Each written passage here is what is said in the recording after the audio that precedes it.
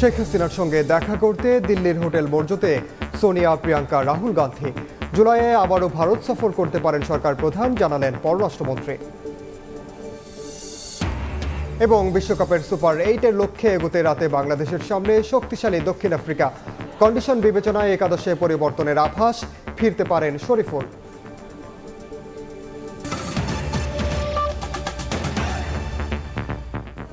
সময় সংবাদের সঙ্গে আছি আমি ওমর ইনান। দিনক্ষণ ঠিক না হলেও অচিরেই বাংলাদেশ ভারতের মধ্যে আনুষ্ঠানিক দ্বিপাক্ষিক বৈঠক হবে বলে জানিয়েছেন পররাষ্ট্রমন্ত্রী ডক্টর হাসান মাহমুদ। তিনি বলেছেন, জুলাইয়ে আবারও ভারত সফর করতে পারেন প্রধানমন্ত্রী শেখ হাসিনা। এদিকে সকাল থেকেই এক গুচ্ছ সৌজন্য সাক্ষাতে অংশ নেন প্রধানমন্ত্রী। শ্রীলঙ্কার প্রেসিডেন্ট, ভারতের ইউনিয়ন মন্ত্রীসহ গান্ধী পরিবারের সদস্যরাও দেখা করেন শেখ হাসিনার সঙ্গে। পুরো কর্মসূচি নিয়ে দিল্লিতে ব্রিফ করেন ডক্টর হাসান মাহমুদ। নয়াদিল্লি থেকে বিস্তারিত জানাচ্ছেন সুব্রত আচার্য। নরেন্দ্র মোদীর শপথ অনুষ্ঠানে যোগ দিতে প্রধানমন্ত্রী শেখ হাসিনা এখন দিল্লিতে। রাষ্ট্রীয় আনুষ্ঠানিকতা রোববার শেষ হলেও ব্যস্ততার রেশ যেন কাটে না বঙ্গবন্ধু কন্যার। নয়াদিল্লির চাণক্যপুরীর আইটিসি হোটেলে সোমবার প্রধানমন্ত্রী শেখ হাসিনার সঙ্গে দেখা করতে আসেন ঐতিহাসিক গান্ধী পরিবারের সদস্যরা। আলাপচারিতায় ছিলেন ভারতের জাতীয় কংগ্রেসের চেয়ারপারসন সোনিয়া গান্ধী, ছিলেন কংগ্রেস নেতা রাহুল গান্ধী ও তার পরিবারের অন্যতম সদস্য প্রিয়াঙ্কা গান্ধীও। পুরনো সম্পর্কের দীর্ঘদিনের স্বজন সুরিতকে পেয়ে যেন অনেকটাই আবেগ আপ্লুত শেখ হাসিনা। প্রায় আধ ঘন্টা আলোচনা শেষে হোটেল থেকে বিদায় নেন সোনিয়া, রাহুল ও প্রিয়াঙ্কা। এ সময় উপস্থিত সাংবাদিকদের প্রশ্নের জবাবে পররাষ্ট্রমন্ত্রী ডক্টর হাসান মাহমুদ বলেন, ভারত বাংলাদেশ শীর্ষ পর্যায়ে দ্বিপাক্ষিক বৈঠক অনুষ্ঠিত হবে। Next month I don't know, because next month Prime Minister is going to Brazil and also to might be Argentina. So I don't know exactly, but it was initially planned next month Prime Minister would come to India. It was initially planned. এর আগে স্থানীয় সময় সকালে প্রধানমন্ত্রীর হোটেলে তার সঙ্গে সৌজন্য সাক্ষাৎ করেন শ্রীলঙ্কার প্রেসিডেন্ট রনিল বিক্রমাসিংহে। এ সময় বাংলাদেশের কৃষি ও পর্যটন খাতে শ্রীলঙ্কাকে বিনিয়োগের আহ্বান জানান। কৃষি এবং ট্যুরিজম ক্ষেত্রে সহযোগিতা, কিভাবে বাংলাদেশে ট্যুরিজমের ক্ষেত্রে শ্রীলঙ্কার ইনভেস্টমেন্ট আসতে পারে সে নিয়ে আলোচনা হয়েছে, কারণ শ্রীলঙ্কা ট্যুরিজমের ক্ষেত্রে আমাদের চেয়ে অনেক এগিয়ে। এরপর প্রধানমন্ত্রীর সঙ্গে সৌজন্য সাক্ষাৎ করেন মোদী সরকারের ইউনিয়ন মিনিস্টার সুব্রমণিয়াম জয়শঙ্কর। বিভিন্ন বিষয় নিয়ে এ সময় আলোচনা হয় দেশটির পররাষ্ট্রমন্ত্রীর দায়িত্ব সামলে আসা জয়শঙ্করের সঙ্গে। প্রধানমন্ত্রী নরেন্দ্র মোদীর শপথ অনুষ্ঠানে সরকার প্রধান শেখ হাসিনার উপস্থিতি সৌহার্দ্যপূর্ণ কূটনৈতিক সম্পর্কের বার্তা দিল বলেই সাড়া মিলছে বিভিন্ন মহলে। সুব্রত আচার্য, সময় সংবাদ, নয়াদিল্লি, ভারত। এদিকে মোদীর সরকার গঠনের মধ্য দিয়ে ঢাকা নয়াদিল্লির সম্পর্ক আগামীতে আরও গভীর হবে বলে আশাবাদ দুদেশের তরফে। রোববার সন্ধ্যায় নয়াদিল্লিতে রাজকীয় শপথ অনুষ্ঠানের পর একান্ত বৈঠক করেছেন প্রধানমন্ত্রী নরেন্দ্র মোদী এবং শেখ হাসিনা।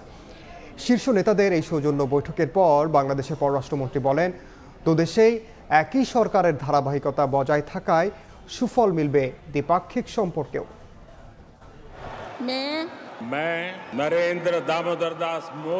রাজসিক আয়োজনে রোববার সন্ধ্যায় নয়াদিল্লির ঐতিহাসিক রাষ্ট্রপতি ভবনে টানা তৃতীয়বার প্রধানমন্ত্রী হিসেবে শপথ নেন নরেন্দ্র মোদী।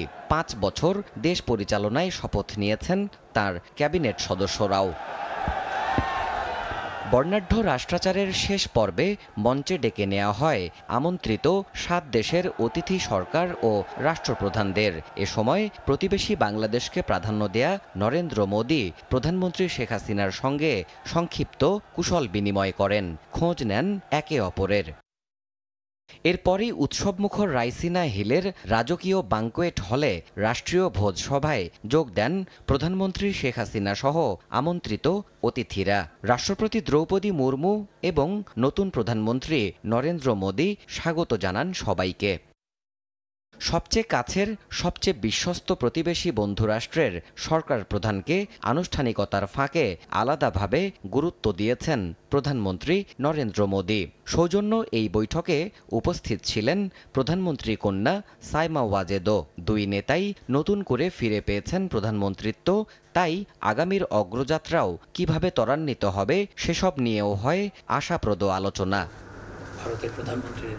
হাসিনা মোদী শীর্ষ বৈঠকের পর নয়াদিল্লিতে ব্রিফ করেন পররাষ্ট্রমন্ত্রী ডক্টর হাসান মাহমুদ। তিনি জানান, একই সরকারের ধারাবাহিকতা দুই দেশেই, ফলে আগামী শুধুই সম্ভাবনার। বাংলাদেশেও একই সরকার, ভারতও একই সরকার, সুতরাং কাজের ধারাবাহিকতার ক্ষেত্রে কিছু সুবিধা রয়েছে এবং দুই দেশের সম্পর্কের মাধ্যমে আমাদের উভয় দেশের মানুষ কিন্তু উপকৃত হচ্ছে, বিশেষ করে কানেক্টিভিটির ক্ষেত্রে এবং অন্যান্য ক্ষেত্রে। কারণ ভবিষ্যতের দিনগুলোতেও আমাদের যে বহুমাত্রিক সম্পর্ক সেটি আরো বিস্তৃত হবে। বাংলাদেশ ভারত বিদ্যমান সম্পর্ক আগামীতে আরও দৃঢ় হবে, আপাতত সেই বার্তাই দিচ্ছেন পররাষ্ট্র সংশ্লিষ্ট নীতি নির্ধারকরা। দেবাশিস রায়, সময় সংবাদ। বাংলাদেশ ভারতের বাণিজ্যিক সম্পর্কের ভারসাম্য আনতে কাজ করছে দুদেশ। নয়াদিল্লিতে সময় সংবাদকে কথা বলেছেন প্রধানমন্ত্রীর বেসরকারি শিল্প ও বিনিয়োগ বিষয়ক উপদেষ্টা সালমান এফ রহমান। এছাড়া সীমান্তে অবকাঠামো উন্নয়নে ভারতের সহায়তা চাওয়া হয়েছে বলেও জানান তিনি। আমাদের যে দুই দেশের মধ্যে বাণিজ্য, শুধু বাণিজ্য না, বিনিয়োগ, তারপর আরো অনেক রকমের যে দুই বেসরকারি খাতের মধ্যেও যে আমাদের সাথে যে কোঅপারেশন গুলি আছে সেটা আরো বাড়বে। দুই দেশের যে বাণিজ্য হচ্ছে সেটা কিন্তু আমরা চাচ্ছি যে আমরা এটা টাকা রুপিতেই যেন করা হয়। ভারত থেকে আমরা রুপিতে লাইন অফ ক্রেডিট গুলি পাচ্ছি, সেটা এখন নেগোসিয়েশন হচ্ছে। এটা শেষ হয়ে গেলেই আমি কিন্তু মনে করি আমাদের দু দেশে যে বাণিজ্য হবে এটা টাকা রুপিতে আর টাকায় যদি হয় তাহলে দু দেশের জন্যই এটা ভালো। ভারতের নতুন সরকারকে বাংলাদেশের জনগণের প্রত্যাশা অনুযায়ী ভূমিকা রাখার আহ্বান জানিয়েছেন বিএনপি মহাসচিব মির্জা ফখরুল ইসলাম আলমগীর। দুপুরে ঢাকা রিপোর্টার্স ইউনিটিতে আলোচনা সভায় তিনি অভিযোগ করেন, আওয়ামী লীগ দেশের স্বার্থ বিকিয়ে দিয়ে নতজানু হয়েছে। এদিকে আওয়ামী লীগ সাধারণ সম্পাদক জানিয়েছেন, ভারতের নতুন সরকারের সঙ্গে আলাপ আলোচনার পর প্রধানমন্ত্রীর সংবাদ সম্মেলনে বিস্তারিত জানাবেন। ভারতের নতুন সরকারের শপথ অনুষ্ঠানে যোগ দিতে দিল্লিতে বাংলাদেশের প্রধানমন্ত্রী শেখ হাসিনা। সেখানে দুই দেশের উচ্চ পর্যায়ের প্রতিনিধিদের বৈঠক অনুষ্ঠিত হয়। সোমবার জিয়াউর রহমানের ৪৩তম মৃত্যুবার্ষিকী উপলক্ষে আলোচনা সভায় বিএনপি মহাসচিব মির্জা ফখরুল ইসলাম অভিযোগ করেন, ক্ষমতাসীনদের দুর্বলতার কারণেই তিস্তার ন্যায্য হিস্সা থেকে বঞ্চিত হচ্ছে বাংলাদেশ। বিএসএফ সীমান্ত এলাকায় ঢুকে বাংলাদেশিদের গুলি করছে। এই সরকার নতজানু সরকার, যে কারণে তারা কোনো মতেই ভারতের বিরুদ্ধে কথা বলতে চায় না। ভারতের বিরুদ্ধে তো বলতে চাই না আমরা, যে বিষয়গুলো আমার ব্যক্তিগত ইন্টারেস্ট, আমার রাষ্ট্রের ইন্টারেস্ট, জনগণের ইন্টারেস্ট আছে, স্বার্থ আছে, সেগুলো নিয়ে তো আমি কথা বলতেই হবে আমাকে, এবং সেটা সরকারকে বলতে হবে। ২৩ জুন আওয়ামী লীগের প্রতিষ্ঠা বার্ষিকীতে কর্মসূচির বাস্তবায়নের জন্য ধানমন্ডিতে সভাপতির রাজনৈতিক কার্যালয়ে ঢাকা জেলার সংসদ সদস্য ও সিটি মেয়রদের সঙ্গে বৈঠকে বসেন দলের সাধারণ সম্পাদক। জানান, উৎসব মুখরভাবে ৭৫তম প্রতিষ্ঠা বার্ষিকী পালন করবে দলটি। আমন্ত্রণ জানানো হবে বিভিন্ন রাজনৈতিক দলকে। ভারত সরকারের সঙ্গে বাংলাদেশের সম্পর্ক বিষয়ে প্রশ্নের উত্তরে তিনি বলেন, নতুন সরকারের সঙ্গে আলোচনার পর প্রধানমন্ত্রী দেশে ফিরে বিস্তারিত জানাবেন। ভারতের প্রধানমন্ত্রী গতকাল রাতে তিনি শপথ গ্রহণ করেছেন। এত কম সময়ের মধ্যে বড় কিছু আশা করার একটু সময় তো লাগে, কথাবার্তা বলতে হয়। তারপরে তাদের বৈঠক আছে, সে বৈঠক থেকে কোনো গুরুত্বপূর্ণ সিদ্ধান্ত এলে আপনারা জানতে পারেন। ২৩ জুন বঙ্গবন্ধুর প্রতিকৃতিতে ফুল দিয়ে দিনটির উদ্বোধন করবেন প্রধানমন্ত্রী। দুপুরে সোহরাওয়ার্দী উদ্যানে হবে আলোচনা সভা। এর আগে ২১ জুন র্যালি করবে দলটি। সানবীর রূপল, সময় সংবাদ, ঢাকা। সাবেক সেনা প্রধান আজিজ আহমেদের দুই ভাইয়ের ভুয়া এনআইডি তৈরির ঘটনায় ৩ সদস্যের তদন্ত কমিটি গঠন করেছে নির্বাচন কমিশন। বিষয়টি নিয়ে প্রধান নির্বাচন কমিশনারের কাছে তার মন্তব্য জানতে চাওয়া হলে তিনি সরাসরি কোনো উত্তর দেননি। তবে প্রধান নির্বাচন কমিশনার কাজী হাবিবুল আওয়ালের মতে, সব এনআইডি জালিয়াতির ঘটনাকে আইনের আওতায় আনতে হবে। সাবেক সেনাপ্রধান অবসরপ্রাপ্ত জেনারেল আজিজ আহমেদের দুই ভাই হারিস ও জোসেফ অনেক আগে থেকেই আলোচিত সমালোচিত। সেই বিতর্কে আগুনে ঘি পড়ে যখন যুক্তরাষ্ট্র নিষেধাজ্ঞা দেয় জেনারেল আজিজকে। বহুবিধ অভিযোগের মধ্যে অন্যতম অভিযোগ হলো আজিজের দুই ভাই ভুয়া তথ্য দিয়ে একাধিক এনআইডি তৈরি করেছেন। শুধু নিজেদের নামই নয়, পরিবর্তন করেছেন বাবা মার নামও। তোফায়েল আহমেদ ওরফে জোসেফ নেন দুইটি আইডি, যার একটি আসল নামে, অন্যটির নাম দেন তানভীর আহমেদ তানজিল। আর হারিস আহমেদ এনআইডি নিয়েছেন মোহাম্মদ হাসান নামে।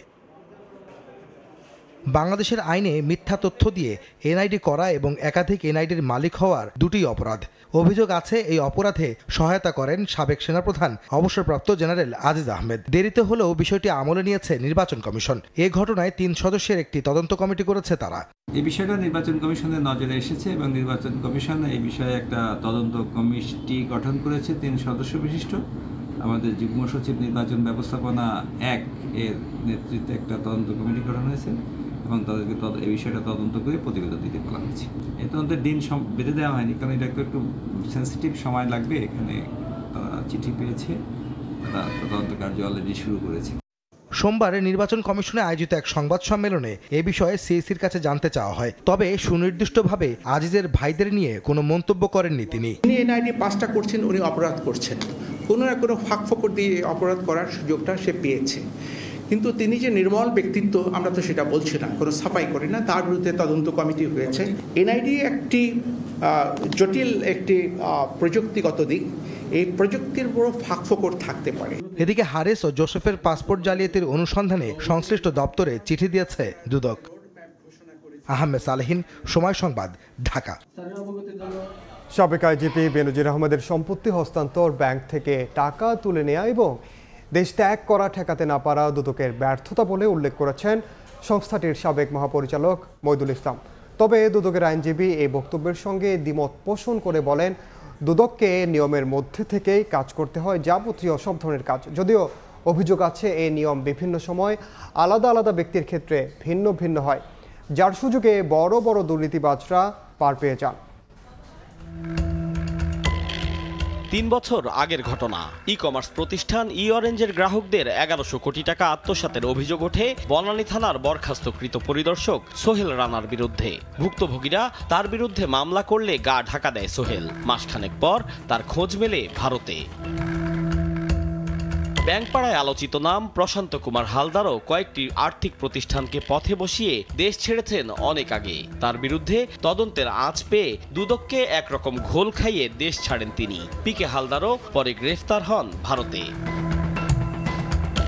বেসিক ব্যাংকের সাবেক চেয়ারম্যান আব্দুল হাই বাচ্চুর হদিস এখনো পর্যন্ত পায়নি দুদক। জিজ্ঞাসাবাদ, মামলা, অভিযোগপত্র দিলেও তাকে গ্রেফতারের কোনো পদক্ষেপ নেই সংস্থাটির। পুলিশের সাবেক মহাপরিদর্শক বেনজিরের ক্ষেত্রেও ঘটেছে এমন ঘটনা। অনুসন্ধান শুরুর পর সপরিবারে দেশ ছাড়েন বেনজির। তিনি এখন কোথায় জানে না দুদক।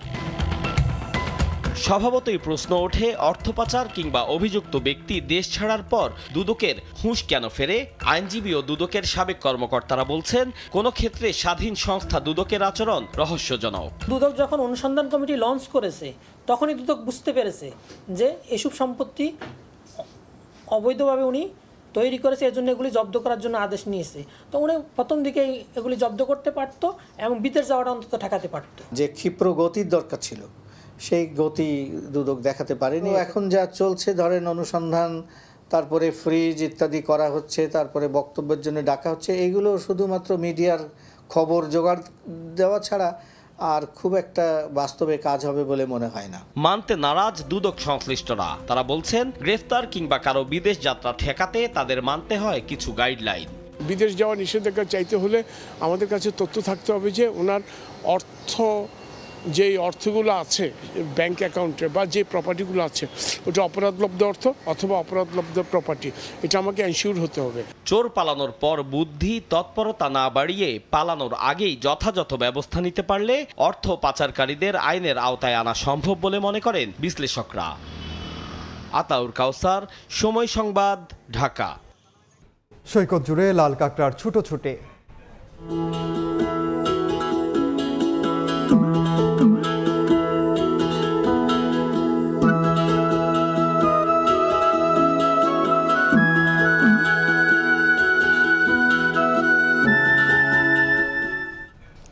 কক্সবাজারের বড়ি বীচ নিয়ে প্রতিবেদন থাকছে সংবাদের শেষ অংশে। ক্রমেই মাওয়া থেকে জাজিরার দিকে যাচ্ছে পদ্মার মূল প্রবাহ, আর এই প্রান্তে রেখে যাচ্ছে নতুন নতুন চর। স্বাভাবিকভাবেই প্রশ্ন ওঠে, এটা কি সেতুর প্রভাব কিনা? বিশেষজ্ঞরা বলছেন এটাই পদ্মার স্বাভাবিক প্রবাহ। 12 বছরে এপার থেকে ওপারে যায় এর মূল প্রবাহ। নদী কিংবা সেতু কেউ কারোর ক্ষতির কারণ হবে না বলেই মত তাদের। এদিকে আপাতত ড্রেজিংয়ের দরকার না হলেও চর নিয়ে কোনো তথ্য দিতে পারেনি বিআইডব্লিউটিএ। রাশেদ লিমনের রিপোর্ট। গেল কয়েক বছরে অনেকটাই বদলে গেছে এই এলাকার মানচিত্র। উত্তাল পদ্মায় জেগেছে নতুন নতুন চর। স্বপ্ন সেতু পাড়ি দিলে প্রমত্তা নদীর বুকে সবুজে তাই নজর আটকাবেই। জেগে ওঠা এই জমিনে তৈরি হচ্ছে জীবিকার নতুন বুনন। এই যেমন হাশেম মিয়া বলছেন, চরের আশপাশে জাল ফেলে আজকাল মাছ মিলছে বেশ, রোজগারও বেড়েছে অনেক, তাই এই প্রান্তে বেড়েছে তাদের আনাগোনা। চরে ভালো হয়েছে তো, আগে পদ্মায় ভাঙতো ওই যে আমার এলাকা, এই ভাঙচুরগুলি বন্ধ হয়েছে। মাছ মোটামুটি মাছ বাড়তে আমাকে আগের থেকে একটু বেশি হয়ে আল্লাহর মধ্যে। তবে বসতি গড়ার মতো আস্থা এখনো জাগেনি এসব চরকে ঘিরে। স্বল্প পরিসরে হয়েছে চীনাবাদাম, তরমুজ আর ধানের চাষ, যেখানে গেলে মনোরঞ্জন, সুবল কিংবা হায়দারের মতো জেলেদের দেখা মেলে। তাদের জীবিকার নতুন অনুষঙ্গ দিয়েছে এই চর। একটা সময় ছিল এই 1 থেকে 14 নম্বর পিলার পর্যন্ত ছিল নদী সবচেয়ে বেশি খরস্রোতা। তবে এখন এখানে ধুধু বালুচর। যদিও স্থানীয় বাসিন্দারা বলছেন একুল ভাঙে একুল গড়ে, এরই নাম পদ্মা। তাই কখনো এই পাশে কখনো বা নদীর প্রবাহ সরে যায় অন্য পাশে, এটাই তাদের কাছে স্বাভাবিক। 2 বছর আগে 14 নম্বর পিলার পর্যন্ত প্রচুর সুত আছে, এখন তো 24 নম্বর পিলারে গেছে। আগের পরিস্থিতি আর এখনের পরিস্থিতি অনেক উল্টাপাল্টা হয়ে গেছে। তবু প্রশ্ন জাগে, গত 3-4 বছরে মাওয়া এলাকায় যে চর জেগেছে তাতে কি সেতুর কোনো প্রভাব আছে? না, উত্তর হচ্ছে না। বিশেষজ্ঞদের মতে এটাই পদ্মা। বলছেন, এক যুগ ধরে এ প্রান্ত থেকে ও প্রান্তে সরতে থাকে মূল চ্যানেল, রেখে যায় বিচ্ছিন্ন কিছু চর। এরপর বছর খানিক বিরতি, আবারও বিপরীতে যাত্রা। ঠিক যেন ওই জেলেদের অভিজ্ঞতা আর গবেষণা মিলে একই বিন্দুতে। এই বিশেষজ্ঞের জোর দাবি, নদী কিংবা সেতু কেউ কারো ক্ষতির কারণ হবে না কখনোই। নদী প্রাকৃতিকভাবে কি হতে পারে এইটা ধরে রেখে আমরা সেতুটা বানিয়েছি। এই নদীর এই জায়গাটাতে ধর্ম হচ্ছে একবার পূব দিকে যায়, একবার পশ্চিম দিকে আসে। একবার পূব থেকে পশ্চিম দিকে যেতে 12 বছর লাগবে, আবার ওই দিক থেকে এই দিকে আসতে 12 বছর লাগবে। 6 কিলোমিটারের মধ্যে অসিলেট করে, কিন্তু লাগে 3 কিলোমিটার। যদিও এই চর নিয়ে সঠিক তথ্য দিতে পারেনি বিআইডব্লিউটিএ, তবে তারা বলছেন মোংলা বন্দর থেকে চাঁদপুর, মাওয়া, গোয়ালন্দ হয়ে পাকশি পর্যন্ত নৌ রুটের নাব্যতা উন্নয়নে যে প্রকল্প রয়েছে তাতে নিয়মিতই পরীক্ষা করা হয় পদ্মার নাব্য। মূল চ্যানেলে নৌ চলাচল ঠিক থাকলে চর নিয়ে খুব একটা মাথা ব্যথা নেই তাদের। পদ্মা এবং যমুনার যে চর পড়ার এবং চর গড়া এবং পার ভাঙা, এটা একটা কন্টিনিউয়াস প্রসেস। প্রতি বছরই কিন্তু ওখানে গতিপথ পরিবর্তন হচ্ছে, এবং চ্যালেঞ্জগুলোকে নিয়েই আমাদের সামনে নৌপথকে সচল রাখতে নৌ পরিবহন মন্ত্রণালয়ের অধীনে বিআরডব্লিউটিএ যথাযথভাবে কাজ করছে। তবে অপরিকল্পিত বালু উত্তোলন নিয়ে কিছুটা শঙ্কা আছে স্থানীয়দের। পাশাপাশি তারা চাইছেন নদী শাসন প্রক্রিয়া আরও সম্প্রসারিত হোক।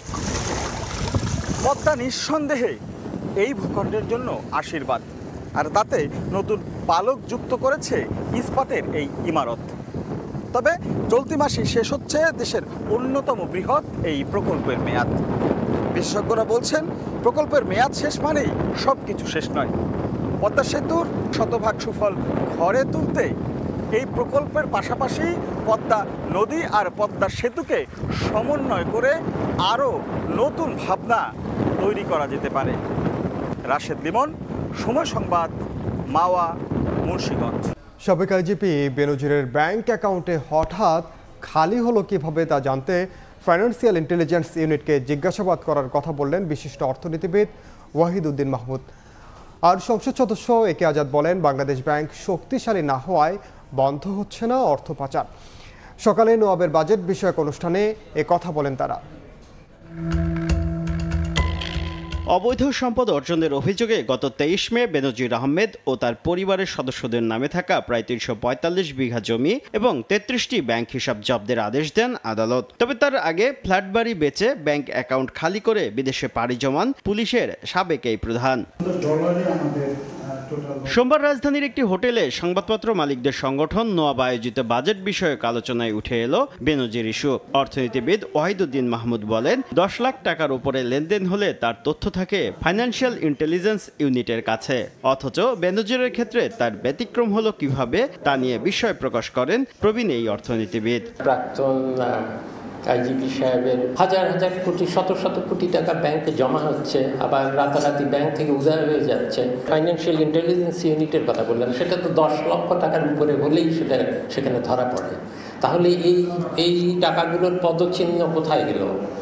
সেগুলোর দিকে আমরা তাকাচ্ছি না কেন, বা তাকানো যাচ্ছে না কেন? কাঁটাছেঁড়া চলে 2024-25 অর্থ বছরের প্রস্তাবিত বাজেটের। 15% কর দিয়ে কালো টাকা সাদা করার সুযোগ দুর্নীতিবাজদের জন্য প্রণোদনা হিসেবে মন্তব্য করেন বক্তারা।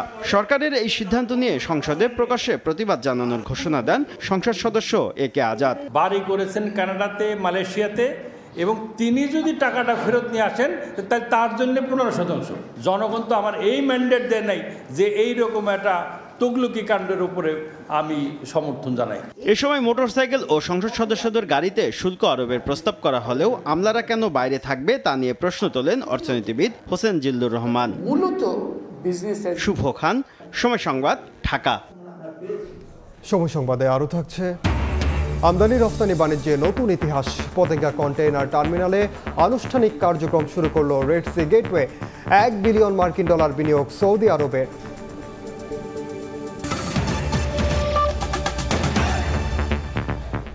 বাংলাদেশের আমদানি রপ্তানি বাণিজ্যে নতুন ইতিহাস সৃষ্টি করেছে চট্টগ্রাম বন্দর।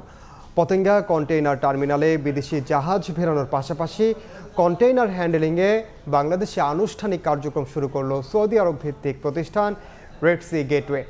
এ নিয়ে অন্তত $1 বিলিয়ন বিনিয়োগ করল সংস্থাটি। সাখাওয়াতপুর ক্যামেরায় কমলদের রিপোর্ট। সোমবার দুপুরে পতেঙ্গা কন্টেইনার টার্মিনালে সতর্কতার সঙ্গে ফিরছে বিশ্বখ্যাত শিপিং প্রতিষ্ঠান মার্কস লাইনের মালিকানাধীন কন্টেইনারবাহী জাহাজ মার্কস ডাব্লিউ। এর মধ্যে দিয়ে সৃষ্টি হলো বাংলাদেশের আমদানি রপ্তানি বাণিজ্যের নতুন ইতিহাস। মূলত সৌদি আরবের প্রতিষ্ঠান রেড সি গেটওয়ে এই পতেঙ্গা কন্টেইনার টার্মিনাল পরিচালনার দায়িত্ব নিয়েছে। মার্কস ডাব্লিউ জাহাজে সিঙ্গাপুরগামী কন্টেইনার তুলে দিয়ে নতুনভাবে দায়িত্ব শুরু করলো তারা। এর আগে চট্টগ্রাম বন্দরে কখনো সরাসরি বিদেশি বিনিয়োগ আসেনি। অর্থনৈতিকভাবে আমরা অনেক বেশি লাভবান হব, খুব ভালো বিদেশি ডলার আমরা পাচ্ছি এবং পাবো আগামী 20 থেকে 22 বছর। পাশাপাশি আমাদের দেশে অনেক লোকের কর্মসংস্থান হচ্ছে, আমরা প্রযুক্তি পাচ্ছি, তাদের কাছ থেকে আমরা জ্ঞান পাচ্ছি এবং তাদের কারণে অন্যান্য যারা বিদেশি বড় বড় বিনিয়োগকারী আছে তারাও আগ্রহ প্রকাশ করছেন এই দেশে আসার জন্য, বিনিয়োগ করার জন্য। 1300 কোটি টাকা খরচ করে 1 বছর আগে পতেঙ্গা কন্টেইনার টার্মিনালের কাজ শেষ করেছিল চট্টগ্রাম বন্দর। কিন্তু দেশি না বিদেশি প্রতিষ্ঠান দিয়ে এই টার্মিনাল পরিচালনা করা হবে তা নিয়ে সৃষ্টি হয় জটিলতা। শেষ পর্যন্ত সৌদি আরব ভিত্তিক প্রতিষ্ঠানকে দিয়েই পরিচালনার সিদ্ধান্ত নেয় সরকার। গত 14 নভেম্বর প্রধানমন্ত্রী শেখ হাসিনার উপস্থিতিতে চুক্তি স্বাক্ষরের পর এবার শুরু হলো আনুষ্ঠানিক যাত্রা। In different areas we will try to lift the standards and I'm very pleased to see on the safety requirements you see already a change. We're very happy to educate our Bangladeshi staff. 32 acre জায়গার উপর নির্মিত এই টার্মিনালে একসঙ্গে 3টি জাহাজ ভিড়তে পারবে। বছরে কন্টেইনার হ্যান্ডেলিং হবে 5 লাখ। আর চুক্তি অনুযায়ী 22 বছর সৌদি আরবের প্রতিষ্ঠানটি এই টার্মিনাল পরিচালনা করবে। বহুল আলোচিত এই পতেঙ্গা কন্টেইনার টার্মিনালে এই বিদেশি জাহাজ বেরানোর মাধ্যমে বাংলাদেশের আমদানি রপ্তানির বাণিজ্যে সৃষ্টি হয়েছে নতুন ইতিহাস। আর বন্দরের ইতিহাসে প্রথমবারের মতো আসলো বিদেশি বিনিয়োগ। চট্টগ্রামের পতেঙ্গা কন্টেইনার টার্মিনাল থেকে কমল দে, সময় সংবাদ। শেষ সময়ে প্রস্তুতিতে ব্যস্ত রাজধানীর 21টি পশুর হাট। তবে উত্তরে গাবতলী আর দক্ষিণে শারুলিয়া হাটে শুরু হয়েছে কোরবানির পশু বেচাকেনা। যাদের বাড়ির পাশে হাট বসেছে ঝামেলা এড়াতে তারা আগে ভাগেই কিনছেন। বড় গরুর প্রাধান্য থাকলেও অনেকেই দর কষাকষি করছেন উট দুম্বার। মরুর দেশের উটের দেখা মিলছে রাজধানীর গাবতলীতে। ডিএনসিসির স্থায়ী এই হাটে এরই মধ্যে 2টি উট আর বেশ কয়েকটি দুম্বা ঘিরে তৈরি হয়েছে বাড়তি আগ্রহ। উটের দাম 26 লাখ আর দুম্বা 7 থেকে 10 লাখ। উট তো আর 1 সপ্তাহ হয়েছে, দাম বড়টা 28 লাখ, এটা 26 লাখ। উট দেখার জন্য আসছি, দুম্বা দেখার জন্য আসছি, মেয়ে দেখতে চাইতেছি, এজন্য ওরা নিয়ে আসছে দেখার জন্য। এই জিনিসটা দেখা অন্যরকম একটা অনুভূতি। গাবতলী পশুর হাটে মহিষের যোগানও কম নয়। শুরুতেই 8 থেকে 14 লাখ টাকা পর্যন্ত দাম চাইছেন ব্যাপারীরা। দাম চাইতেছি 6.5 লাখ। বাজারটা আপনার হলো ভালোই, মোটামুটি ভালো, মাংসটাও ভালো। তবে কোরবানির ঈদে সবথেকে বড় বাজার গরুর। দেশের বিভিন্ন অঞ্চল থেকে এই স্থায়ী হাটে ঘাঁটি গেড়েছেন ব্যাপারীরা। বিশেষ করে একটু বড় সড়ো গরু নিয়ে আগেভাগেই চলে এসেছেন তারা। শুরুর দিকে তাই 12-14 লাখের গরুই চোখে পড়ছে বেশি। শেষ বেলায় এসে এখন কেবল অপেক্ষা। একদিকে ইজারাদাররা তাদের শেষ সময়ের প্রস্তুতি সেরে নিচ্ছেন, অন্যদিকে একে একে আসতে শুরু করেছেন দেশের বিভিন্ন জায়গা থেকে ব্যাপারীরা। তারা অপেক্ষা করছেন বুধ কিংবা বৃহস্পতিবারের দিকে। বলছেন সপ্তাহের শেষে গিয়ে রাজধানীবাসী হাট কেন্দ্রিক হবে, বাড়বে বেচা কিনা। কেনার জন্য আসেনি, এমনি দেখার জন্য আসছি। একটু আগে আগে আসলাম, পরে তো অনেক দামটা বেড়ে যায়। রাখার জায়গা থাকলে আমি মনে করি আগে কিনাই ভালো। বাচ্চা কাচ্চারা আছে, ওরা দেখবে, লাড়বে, খেলবে। কিনতে যেতে হবেই, তাহলে একটু আগে নিয়ে ঝামেলা মুক্ত হয়ে গেলাম। এবারে ঢাকা উত্তরে 9টি আর দক্ষিণে 12টি স্থানে বসছে কোরবানির পশুর হাট। রাশেদ লিমন, সময় সংবাদ, ঢাকা। এদিকে চট্টগ্রামেও জমে উঠতে শুরু করেছে কোরবানির পশুর হাট। ব্যাপারী ও খামারিদের দর কষাকষিতে চড়ছে বেচাকেনা। বিস্তারিত জানাতে সাগরিকা পশুর হাটে আছেন সহকর্মী রিপোর্টার শফিকুল আলম। সরাসরি যাচ্ছি তার কাছে। কোরবানির বাকি আরও 1 সপ্তাহ থাকলেও কিন্তু চট্টগ্রামে যে বড় বড় স্থায়ী পশুর হাটগুলো রয়েছে সেখানে দেশের বিভিন্ন এলাকা থেকে পশু আসতে শুরু করেছে। আমরা যে এখন সাগরিকা যে গরুর হাট রয়েছে সেখানে আপনি দেখতে পাচ্ছেন বিভিন্ন যশোর, রংপুর সহ বিভিন্ন এলাকা থেকে এখানে যে কোরবানির যে বড় বড় যে গরু রয়েছে, বিশেষ করে বাদামি এবং লাল রঙের যে গরুগুলো রয়েছে সেগুলো আনা হয়েছে এবং সেগুলোকে সেবা যত্ন করছেন। চট্টগ্রামে এবারে স্থায়ী এবং অস্থায়ী মিলে প্রায় 12টি গরুর হাট রয়েছে, অস্থায়ী 9টি এবং স্থায়ী 3টি বিবির হাট, এবং এই যে এখানে আছি সাগরিকা এবং পোস্তাগোলা গরুর হাট, এই 3টিতে 12টি হাট রয়েছে।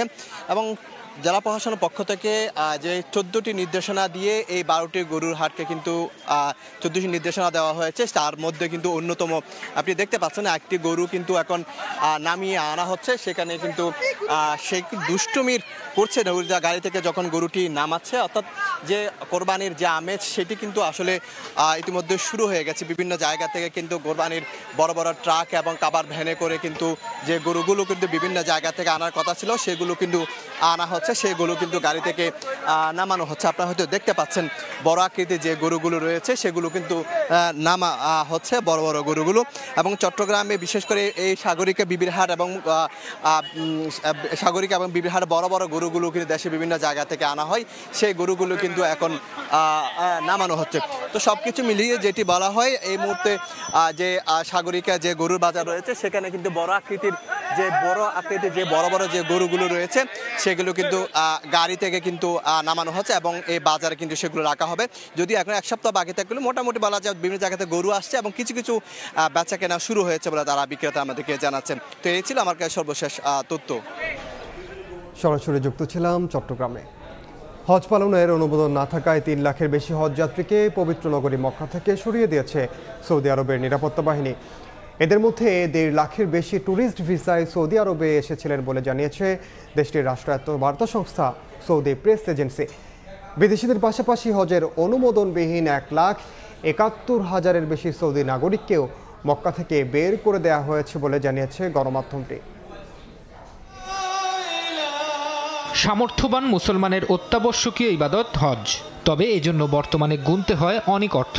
অনেকে অনুমতি ছাড়া হজ পালনের চেষ্টা করেন। এছাড়া বিভিন্ন দেশের জন্য কোটা নির্ধারিত থাকায় অনেকে চাইলেও যাওয়ার সুযোগ পান না। তারাও কোনো না কোনো উপায়ে হজ করতে চান, তবে আইন অমান্য করে অবৈধভাবে হজ পালনকারীদের বিরুদ্ধে এবার কঠোর অবস্থানে সৌদি আরব। হজ পালনের অনুমতি না থাকায় 3 লাখের বেশি মানুষকে পবিত্র নগরী মক্কা থেকে বের করে দিয়েছে সৌদি প্রশাসন।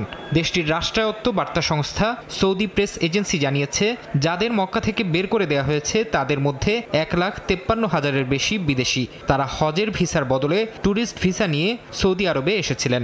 এছাড়া মক্কা থেকে আরও 1,71,000-এর বেশি মানুষকে বের করে দেওয়া হয়েছে, যারা সৌদিতে থাকেন কিন্তু তাদের কাছে হজ পালনের অনুমতি নেই। এর আগে পবিত্র হজ পালন নিরাপদ ও নির্বিঘ্ন করতে নানা পদক্ষেপের ঘোষণা দেয় সৌদি আরব। অনুমতিপত্র ছাড়া হজ পালন করলে 6 মাসের জেল এবং 50,000 রিয়াল জরিমানা করা হবে বলে জানায় দেশটির হজ ও ওমরা মন্ত্রণালয়। ফারহাদ চৌধুরী, সময় সংবাদ। টি-20 বিশ্বকাপের খবর। নাসাওয়ের উইকেট দক্ষিণ আফ্রিকার বিপক্ষে ম্যাচে আশাবাদী করছে বাংলাদেশকে। কন্ডিশন বিবেচনায় উইনিং কম্বিনেশন ভাঙার ইঙ্গিত হেড কোচ চন্ডিকা হাথুরুসিংহের। টপ অর্ডারের রান না পাওয়াটা চিন্তার হলেও তাদের পক্ষেই সাফাই গাইছেন কোচ। ম্যাচ শুরু রাত 8:30টায়। নিউ ইয়র্ক থেকে সাজিদ মুস্তাহিদের রিপোর্ট। ব্যাটিংটা বড় মাথা ব্যথার কারণ হয়ে দাঁড়িয়েছে বাংলাদেশের। শ্রীলঙ্কার বিপক্ষে ছোট টার্গেট তাড়া করতেও রীতিমতো ধুঁকতে হয়েছে। দক্ষিণ আফ্রিকার বিপক্ষে ম্যাচটা হবে নাসাউ কাউন্টি স্টেডিয়ামে। মানহীন পিচে ব্যাটসম্যানদের চ্যালেঞ্জটা আরও বেশি। তাই হয়তো অফ ফর্মে থাকা শান্তর ব্যাটিং গভীর মনোযোগে দেখছিলেন হেড কোচ চন্ডিকা হাথুরুসিংহে। শুধু শান্ত না, রানে নেই সৌম্য সরকারও। সবশেষ 2 ম্যাচে আউট হয়েছেন 0 রানে। চাপের কারণে এমনটা হচ্ছে বলে দাবি হেড কোচের। To be honest, lately we were a bit inconsistent. I think it's like confidence. Confidence play a big part in T20 cricket. Some of the batters are lack of runs, so they not that they have any technical problem or anything, because they train well. They're looking good in training, but it's just the lack of confidence of lack of runs. New ইয়র্কের উইকেটে অনেকটাই মানিয়ে নিয়েছেন Klaasen, Miller, ডিককরা। 2 ম্যাচেই তারা জিতেছে run তাড়া করে। অবশ্য নাসাউয়ের পিচই আশাবাদী করছে বাংলাদেশ দলকে, যেখানে লো স্কোরিং ম্যাচ রীতিতে পরিণত হয়েছে। দক্ষিণ আফ্রিকার বোলিং আক্রমণকে সমীহ করলেও নিজেদের ভালোই সম্ভাবনা দেখছেন tiger head coach. I mean, the pitch has been difficult for batting. That brings both teams equally into the game. ম্যাচের আগে অনুশীলনে ফিরেছেন শরীফুল ইসলাম, যদিও তার খেলার সম্ভাবনা ক্ষীণ। দক্ষিণ আফ্রিকার বিপক্ষে টি-20তে কখনোই জয়ের অভিজ্ঞতা হয়নি বাংলাদেশের। সবশেষ 2 বিশ্বকাপেই হেরেছে বাজেভাবে। একটা জয়ই বদলে দিয়েছে বাংলাদেশ দলকে। ক্রিকেটারদের শরীরী ভাষায় বলছে দক্ষিণ আফ্রিকার বিপক্ষে মাঠে নামার আগে তারা কতটা আত্মবিশ্বাসী। আর খেলাটা হবে নাসাউ কাউন্টি ইন্টারন্যাশনাল ক্রিকেট স্টেডিয়ামে, যেখানে পূর্ব খেলার অভিজ্ঞতা তো আছেই। এই উইকেটটাও ঠিক টি-20 সুলভ না।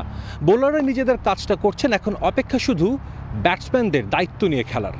নিউ ইয়র্ক থেকে সাজিদ মুস্তাহিদ, সময় সংবাদ, যুক্তরাষ্ট্র। এ পর্যায়ে শীর্ষ সংবাদগুলো জানিয়ে দিচ্ছি আরেকবার। শেখ হাসিনার সঙ্গে দেখা করতে দিল্লির হোটেল মৌজুদে সোনিয়া, প্রিয়াঙ্কা, রাহুল গান্ধী। জুলাইয়ে আবারও ভারত সফর করতে পারেন সরকার প্রধান, জানালেন পররাষ্ট্রমন্ত্রী। এবং সাবেক সেনাপ্রধান জেনারেল আজিজের 2 ভাইয়ের এনআইডি জালিয়াতির ঘটনায় তদন্ত কমিটি। হারিস জোসেফ শুধু নিজেদের নয়, নাম পরিবর্তন করেছেন বাবা মায়েরও।